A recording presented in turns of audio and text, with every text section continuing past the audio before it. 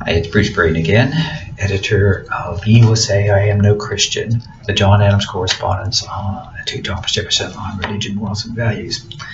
Today I'd like to read to you a John Adams letter to Jefferson, May 29, 1813.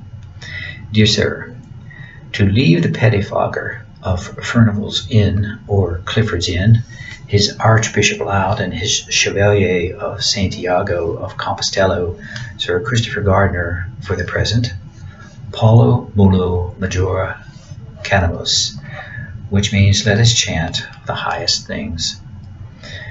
There has been put into my hands within a few days a gross volume in octavo of 544 pages with the title of Memoirs of the late Reverend Theophilus Lindsay, M.A., including a brief analysis of his works together with anecdotes and letters of eminent persons, his friends and correspondents, also a general view of the progress of the Unitarian doctrine in England and America by Thomas Belsham, minister of the chapel in Essex, London, 1812. Whether you have seen this work I know not, but this I know, the author and his friends ought to have sent you a copy of it, and therefore I conclude they have.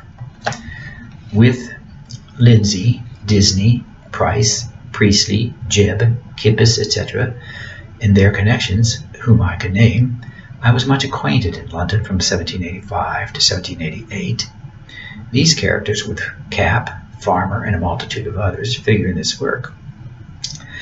The religion, the philosophy, the morality, the politics, which these people teach, have been objects of my anxious attention for more than 80 years, as I could demonstrate to you if I could give you a brief sketch of my life.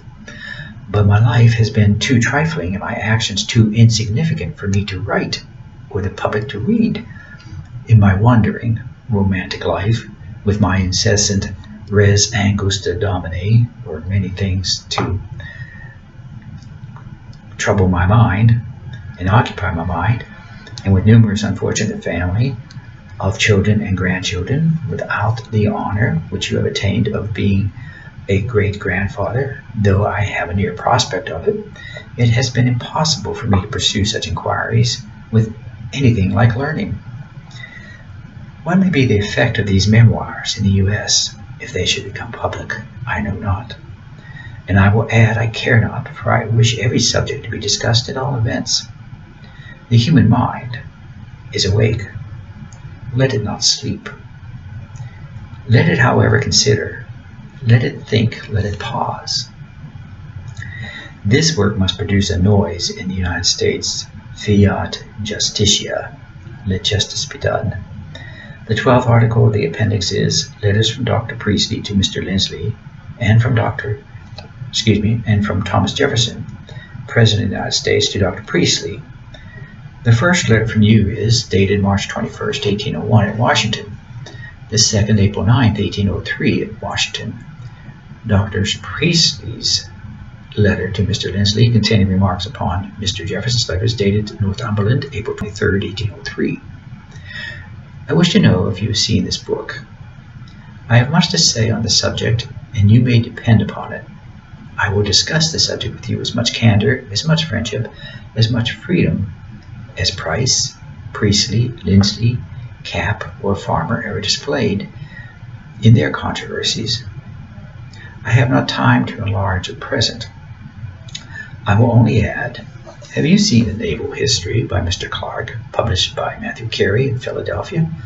I wish I had time and eyes and fingers to write much to you on this subject.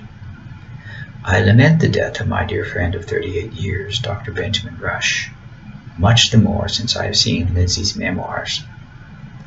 I am, with unalterable esteem and affection, your old friend, John Adams.